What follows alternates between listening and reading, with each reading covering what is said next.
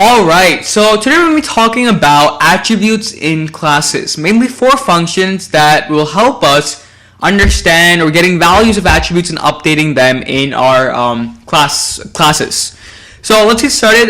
First thing first, what I want to do is create my students class. As you can see, I no longer have it. So class students def init, and then pass in self name age.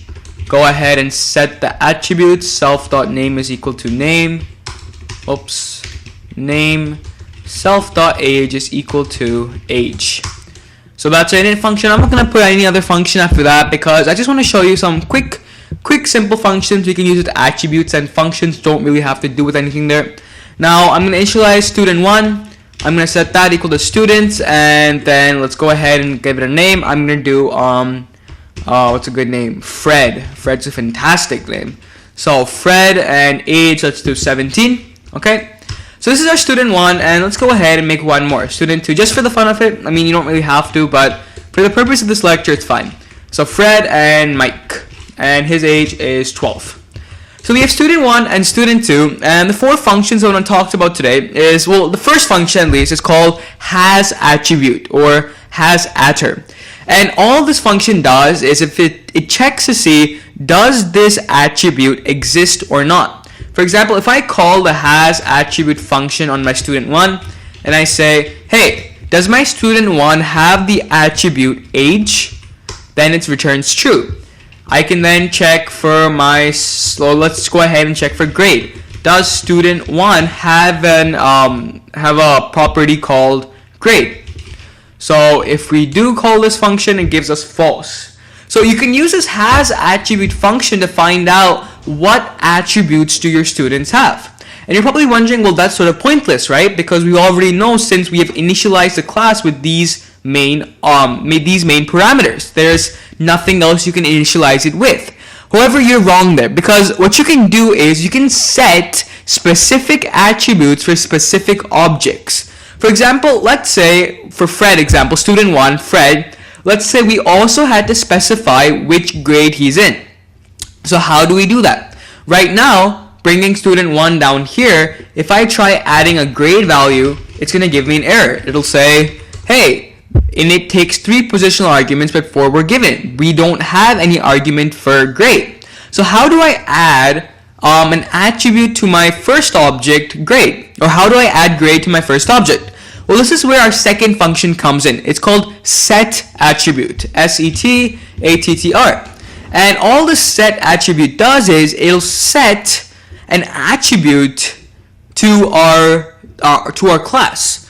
So I can do is I can say set attribute student 1, and then I can say age, or for this class, grade, whatever you want to say, grade, and then it takes in the third argument, hey, what do you want to set it? So we're going to set it as 8th. Hopefully this works. Yes, it does. So now if I say has attribute student 1 grade, bring this down over here, whoops, it gives me true. Isn't that cool? So let's quickly recap what we just did. Has attribute checks to see does this object have a specific attribute. Set attribute, on the other hand, can give or set specific attributes to your students. For example, if you have a list of employees, right? For some of them you're giving vacations, for some of them you're not. So instead of having to add the property vacations to your init function up top, and then for those who don't have vacations putting 0 every single time, for those few that actually have vacations, what you can do is set those attributes by calling this function. So again, set attribute is quite interesting. When you have specific or special objects that have those extra attributes, you can set them by using this. Now, let's say you wanted to return the value. So just like set and has, there's also a function called get.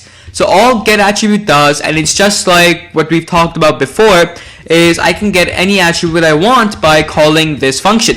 So do I want to get the grade of student 1? I'll call get attribute student 1 comma grade. I'll get 8th. If I want to get the age of student 2, then I'll do student 2 and age. So this get attribute, I guess it's the exact same thing as calling student2.age, but I mean, it's just a different function to do it. You can do it both ways, doesn't really matter. Now, the last function I want to talk about is called the delete attribute.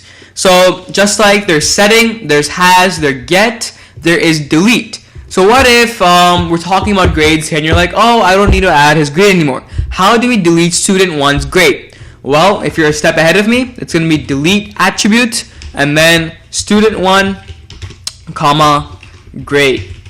So now if I try saying student 1, or let's call the has attribute now to see if it still has it, we'll get false. So these are the 4 main functions that you use with attributes: set, has, get, delete. All of them are very important, and you can just go ahead and play around with them. Again, we won't be using too much of these functions. I just wanted to show you, hey, these are what you can do with classes, this is what you can do with attributes, and so on. If you have any questions on how these functions work, or how are you setting these values, what is this init, stuff like that, please leave a discussion and I'll get back to you as soon as I can. Now, in the next lecture, we'll again continue our sort of small tutorial with classes, and we'll just talk a little bit more about them. We'll slowly get to inheritance, parent class, child class, stuff like that. See you in the next lecture.